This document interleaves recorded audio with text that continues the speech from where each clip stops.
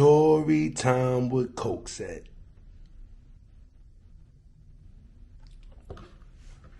Ooh, COKESET, no Migos. Went on with a Joe Ram and breach mode. 2 shots like a free throw. Ain't no telling that's a street code. You get me? Shh. Today's another segment of Story time with COKESET. Now, lately I've been trying to be a little more versatile when I do my story times, because I feel like, it's time for people to get a real understanding of the shit I think about or the shit I seen, or shit a nigga been through in these streets, you know what I'm saying? And I don't always like to glorify negativity, and I don't always like to glorify what I did or what bro did. I'm just speaking reality. You talk facts. You talk money, I talk back. You talk dollars, I talk stacks. Everybody know me, I'm from Brooklyn, Brownsville, you feel me? Died from between Lyle, Hegeman, Newport Gardens, baby. I migrated to Evansville. I be out the way. Everybody know my story. I say it over and over because it's the truth. Can't lie about the truth, you feel me? Shout out my niggas, feel me? If you support my brand, Finessational, hit the Finessational Instagram page, DM them. They're going to work out whatever size is, whatever apparel is available. You feel me? Keep supporting the brand. A nigga like me, I ain't gonna never be shit with Coca. When they realize that, they gonna leave me the fuck alone. You get me? All right, so today's segment, I decided I should take a little walk down memory lane. It was on my mind and shit. So I'm like, you know what? I be seeing niggas talk they past stories and shit. Well, I feel like I need to let the youth know something. You feel me? Because look,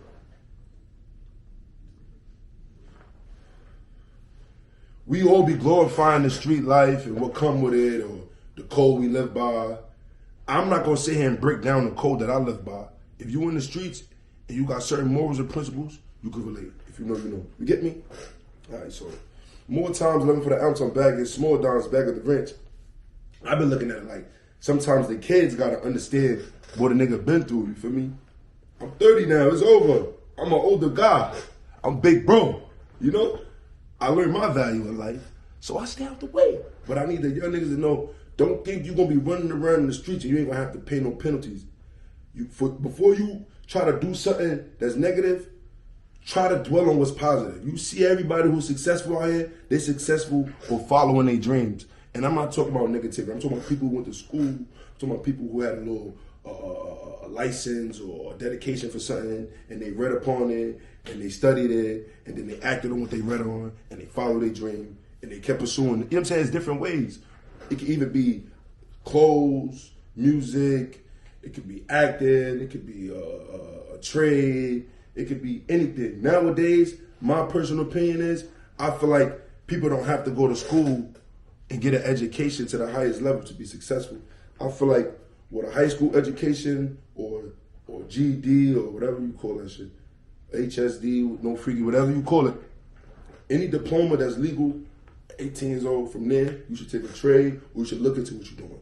To me, the most successful people is the self-employed people who kept up with times that's trending, like the internet, blogging, podcasting, your own business when it comes to like clothes or lipstick or cosmetics. You know what I mean? Just shit that people can relate to, people that's trending. I mean, things that's trending, things that people seek for high demand. You know what I'm saying? When you passionate about any craft and you pursue it independently and you receive revenue and feel good, you know what I'm saying? So I advise kids to really, really go out there and figure out what you want to do for yourself and pursue it. Read on it, figure it out what's going on, see the people that's admirable that can help you complete this task you're trying to do. And I guarantee you, if you stick to it, anything you stick to, and you keep consistent, you're going to see results. You feel me? That's just me. Me personally, I love music. So no matter how old I am, I can be 6 years old, I'm going to drop a video on the song. I love music. I'm a student to the game. You feel me? So I like music, and I like apparel. You feel me? And I'm not saying like, oh, just a sweatsuit for merch. Like, now I'm about to show y'all. I might turn it to Virgil. So more times looking for the ounce on bag and smaller. That's my advice to the kids. You feel me? Follow your dreams. Stick to what you do. You don't gotta go get a college, PhD. Man, listen, if you finish school and you read on what you're doing, you study, stick to it, man. Try it. I guarantee you, you're gonna see results. It's a number of opportunities, especially with the internet. You get me? Yeah, so that's my little positive message for the kids, man. And that was genuine. That's me being a genuine individual.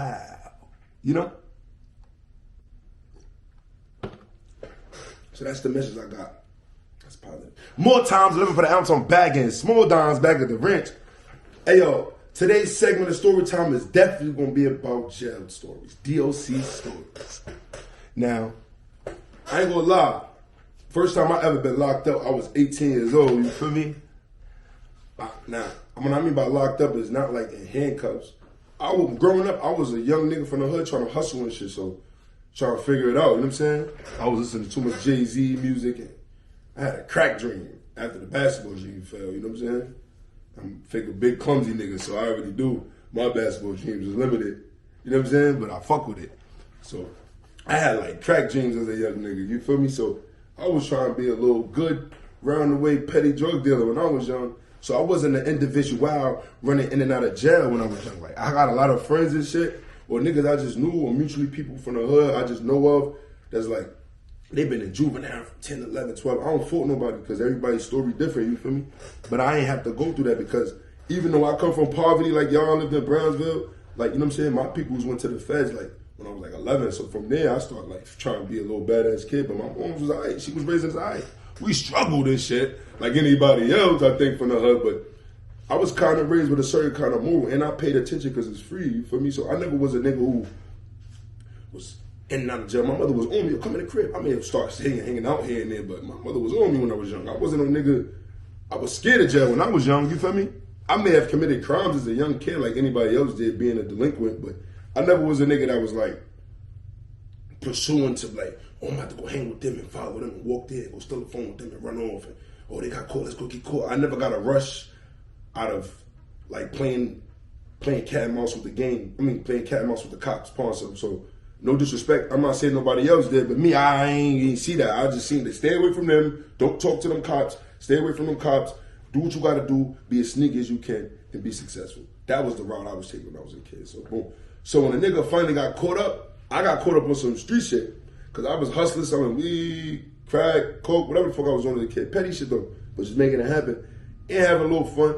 I had got caught up with some street shit, however it was when we was young, some around the way shit. So, you know, when I started playing my role in that shit just gave me like a different kind of like adrenaline as a youth. Like, oh shit, I could do this, what?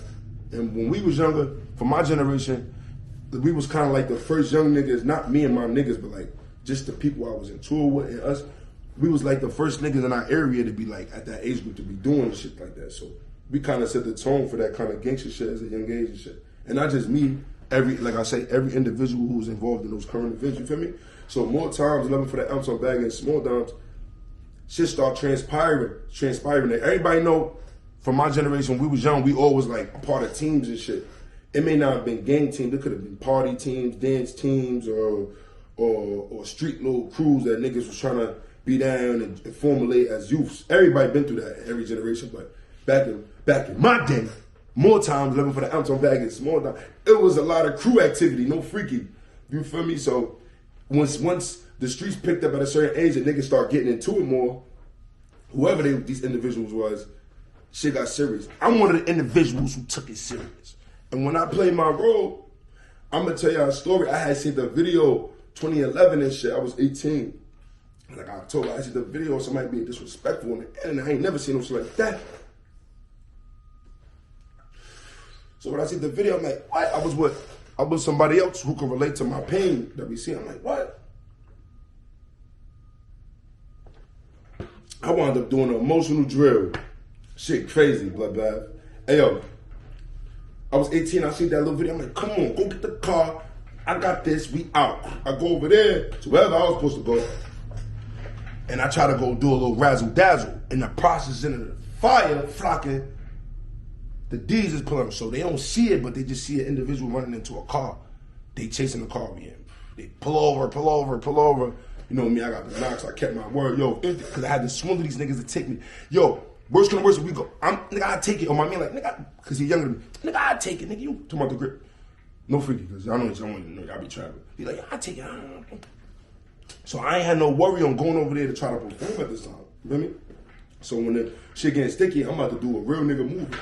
My man, like, I look at Bob, but I remember this nigga say he was gonna take it. So he youngest, I'm thinking he gonna get out the car and run over there. We do it to cause a diversion, and then it work out. This simple hood shit, you feel me? I see that in his eyes, he wasn't ready for that. I see, mind you, bro who driving at the time, he already out on bail, you feel me? And I already play major roles when it come to hustling with him. So I use my older hustling men to drive us over there. My young men who crazy like me, we done convince each other we want to crash out. In the process of crashing, we got pulled, we trying to get away. I mean, after crashing in the jam, because the jam, I ain't tell y'all, it had jam after the fire. It jam, so I ran back to the car. I know the cops, I see the D's, oh shit, they get in the car, they chasing. So I know they on, they trying to see was that us, you know what I'm saying? So more times, 11 for that ounce, I'm bagging small downs back at the ranch. Mind you, it's 2011, I'm 18 years old.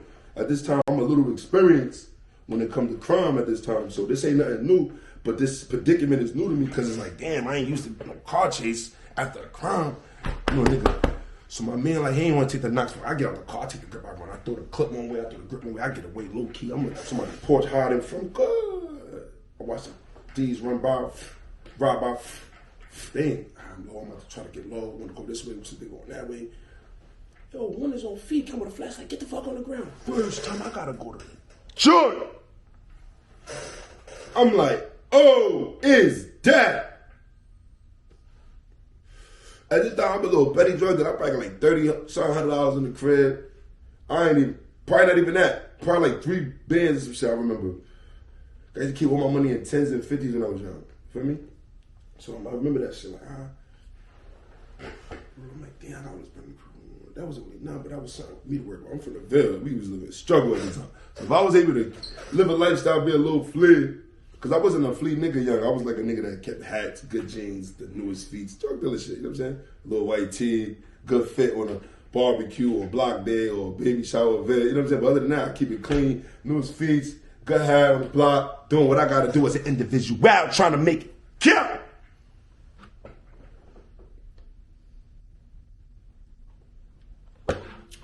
So more times, 11 for the ounce, I'm bagging small downs.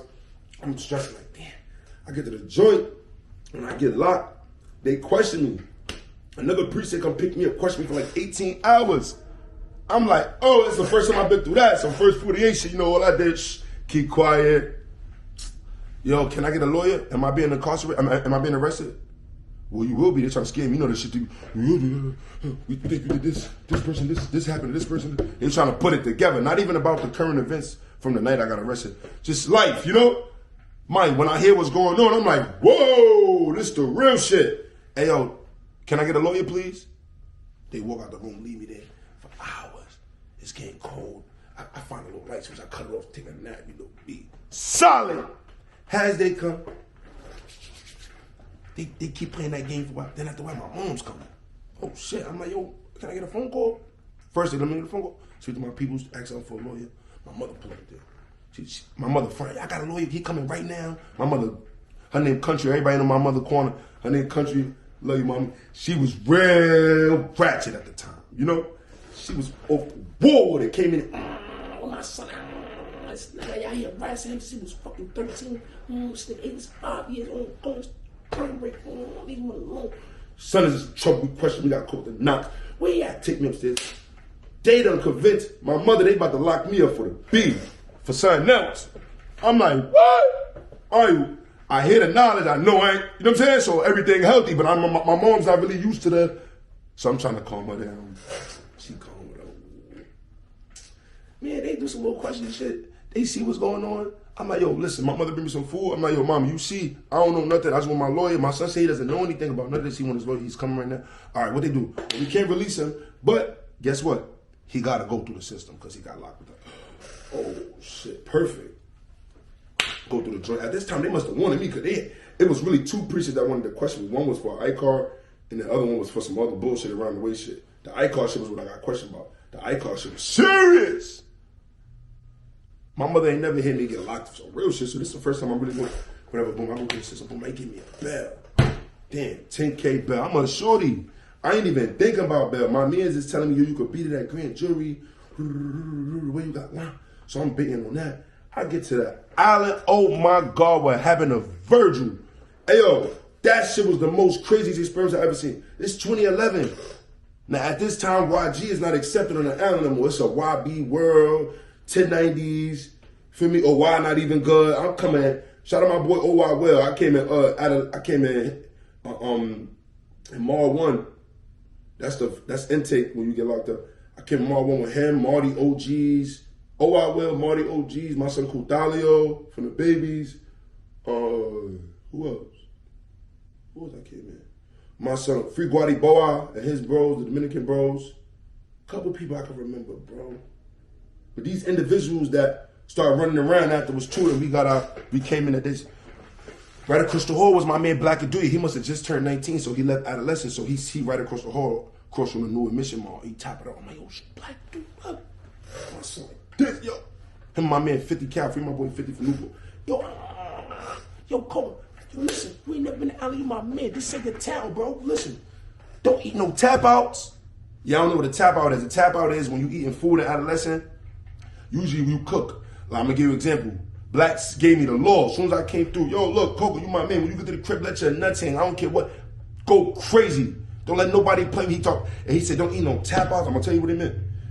Tap out is when you young adolescent, everybody, you go to commissary, you eat your noodles, you got your toppings, no homo for the food, like beef stew, no homo, sloppy joe, no freaky, what they call that shit, mackerel, salmon, corn, etc., chips. So you cook the noodles up, dry them out, season them up, put them on the plastic on the table, so everybody's like a big feast, and then you pour the toppings over, no freaky, and then you swag it out, to your liking, and then you split, you eat it, and then at some point in time, y'all be like, break. Y'all break it into portions, y'all eat. And then when you get full, whatever's left in that pile, after you to spit, like, breathe over it, jute over it. If he a man, he supposed to sit next to you and eat, or you break bread. If he don't got no food, what he do? Supposed to just eat with you, everything equal to you. You don't eat and then see the niggas who hungry, who's sitting there, people don't take care of them. Then you can have the rest. That's a tap out. Niggas tap you in. So you tapped out, you eating the food, you eating niggas leftovers. My man warned me, don't eat no tap outs. Don't jack under nobody, do what you want. Tell such and such you my cousin. I'm like, what? It's none of that. The last thing I remember is this. Don't sit on a dick. Don't get 3-man weed. That mean if you do something in the crib, niggas might go to the corner and 2-3 niggas jump you in so you can still be good. It's like a little quick fizzy. Don't jack a 3-man weed and don't sit on a dick. Now, for years, I was a young nigga hearing this shit. Like, yo, you go to Island, they gonna make you sit on the dick. They gonna make you dance for Cheerios, get light. I heard a lot of shit. So, that's like a little fear as a youth from the street. Like, yo, I can't go to the joint. So when I got to the joint, I'm doing my little push. I'm pop. I'm mad skinny, smoked out. At this time, 2011, we smoking bamboo with Fonto leaf with the strip. And I was always putting a little grab on. I was always a little crusty nigga, burning the toilet. So I was skinny, pop nigga. On pills and weed at the time. Little young nigga blowing his guns, getting money. You know what I'm saying? I came to jail skinny. Size 34 or some shit. 32, some skinny shit. So I'm pop compared to niggas who got all this fucking gel food weight on them or muscles or just fucking psych meds weight on them. You know what I'm saying, bro? So I come through because a lot of niggas in jail was just taking psych meds, Rimron, Seroquel, Risperol, and they put it in a bottle with juice, shaking it up to my lean, and they get drunk. That's some shit that swelling you up. Side effect. So a lot of niggas in adolescence was real like it was like going through some weight problems or some shit. It was like a lot of fucking husky people there. You feel me? So for me to come through pop, you gotta get to the first crib, niggas on my body like lotion. 3 up and north. Now I'm gonna tell you how long I've been in the town and the street. Yo, I'm gonna give you an understanding. When you've been running around for years and you know a lot of individuals, you get blessed in life. What I mean by that is people who will recognize you or remember you for something. It can be anywhere. Like if it's relatable, niggas will salute that, and then you gotta prove yourself as a man still. But at least you got some recognition that niggas is familiar with that individual. You know what I'm saying? So more times I'm for the house, I'm back and small. I walk in the crib, I see my man. I see a nigga I know from little. His older cousin lives my neighbor where I'm from. My neighbor I grew with. His little cousin is some strong nigga here. Now at this time when I was an adolescent, if you wore silky. If you wore a silk do-rag, you had Nike slippers, like certain qualities, certain niggas couldn't wear. Niggas is wearing polyester do-rags back then, gang. This is a silky, gang. If you had one of these when I was an adolescent, you letting your nuts in, because niggas was booking you. This one we had regular clothes still. So niggas is Chewy down, Nudie down, Benji down, Robbins, Icy Robbins, Tabs. This is what's going on. You in there with Bronx, Queens, Brooklyn. Everybody who caught up in the trend is here. Burberry shirts, low shirts, rugbies. It's serious. You heard, buddy? You gotta do that. Like, and niggas is beating you up for your clothes off the rip. That's your first problem. So you gotta let them know. I came correct in there. I was all right. So when I came to this one, true religion is like a Mary. You know what I'm saying? Niggas on my Scotty for the truth. You know, dying. Dying for that. I'm from Brazil. I'm crusty. You crazy. I'm not letting nobody play me. I'm not extra tough because I'm new to this, but I'm definitely true to what I believe. I'm not letting nobody play me. Hey, yo, it worked out. My man, the leader of the crib. Ain't this some shit? The nigga I know from little. I see niggas walking to myself. You been gonna kill this nigga. Where he at? Whatever cell I was in. Let's say if I was in 3 cell. You in 3 cell? I'm online for school already waiting for them. I'm like, this nigga's popping on me. So he like, who's in 3 cell? I'm like, me. I see the leader of the crib. Look. He like, hey, yo, Bobo, what up? If anybody know me, you know my name, Bobo. My mom's called me that. Around the way, they called me that before I could grow. I got a lot of, yo. That nigga said Bobo in the crib, like, whoa. He like, yo, Bobo. He gave me the dap with the hug. Uh-oh. I don't even know he got the crib yet. I could just tell he got a little throat. I'm like, what up? I say his name, I know him. I'm like, what up, hot boy? That's not his name, they call him. I'm like, what up, hot boy? She's like, hot boy. They like, fuck. Cause they know son as Acorn Baller. This the nigga from calling OGs. He got caught up in the OG indictment. Now I don't got nothing to do with whatever's pertaining with his situation. Nowadays, I'm just telling you, at this time, he one of the most gangsters nigga adolescents I seen do. I'm gonna be a real nigga. Y'all can say what y'all want. I was there. Boy put on. When I came October 2011, he got the crib. This was going on here. I'm seeing every nigga adolescent say whatever they want. They're not playing. I watch him jack 2 fucking cribs. He jacked 3 up and north, he in 3 up and south. How you jack 2 fucking cribs and you were only in 3 up and north? They jacked it. Like, I'm seeing a lot going on. You feel me? All right, boom. So I get to the school floor. All the moms see me. The Weez Gang bros, the Hood Star bros. Yo, my nigga Mister. Rest in peace, my nigga Papa. You know, my nigga Pusher. You know, my kind, my nigga Banger, Weez Gang Banger. You know, I start seeing the individuals I'm familiar with from the street. It's about 15 niggas that just see. If anybody been an adolescent, when you go to the school floor, it's like a walkway. It's like a walkthrough. All the classrooms, all the, yo, Jack, why be in me? Jack, hey, yo, he dead, he pussy, something like that. It's a lot. Hey, yo, that's my cousin. Hey, yo, hey, what you doing in that crib? Better be like, hey, where you sitting now? You better be like, your nuts here. It's a lot. What? You a dairy nigga. Hey, what? It's a lot. So you ain't never been a jail. You gotta be prepared for this. Hey, yo, my man, hey, yo, that's Envy. Yo, Envy, yo, Bobo, yo, Coke, yo. Yo, get the file on. Yo, where you at? Yo, go to the library. It's that. The building on here now. So the crib I'm in is reacting like, oh, boy. Yeah. Now, at this time, you know, Weez Gang is live. You know, these are my family members. This is how I grew up. So they know I'm a Weez Gang nigga at heart and life. So when they see me, like, we so super. That was one of our little lingo saying super. We say super so much like, yo, I'm super tired, yo. We was also cool. We lame like them. Yo, that shit super fire. SUPA, you feel me? Super, that was also.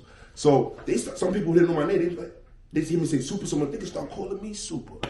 I ran with it. Fuck it, call me whatever you want. You heard? As long as you respect it. You heard? When I was an adolescent, I didn't have to sit on no dick, no none of that. Automatically, I had to earn mines, get on the team table. You know, I got a finesse with me, and I got a lot of cosigns. So I was a little blessed, but my finesse is serious. Yo, once I figured out how this program goes, it's a wrap. I'm front line. I'm playing my role. You get me? This ain't the segment for that. Hey, yo, the next story time, I'm going to break it down. But look, from adolescent, I did 9 months of adolescent, I went OT. The next story, I'm going to break that down to you. I went OT. When I turned 19, I'm going to break down my the next DLC story I dropped, I'm going to break down what's really going on adolescent. Who was the big YBs for Brooklyn, for the Bronx, who was the big 1090s for Brooklyn, the Bronx, who was letting their nuts in, who sat on the dick, who sat in the rocket spot, the undercover dick, who triple jacked and nobody told them nothing. What borough was more dominant and if you did anything niggas told you to do, you was with it. I mean, Jackie Robinson, Jackie Chan, Jack Daniels, and if it was a bunch of y'all was personal dairy niggas. Y'all was a Jackson 5. DLC stories with COKESET.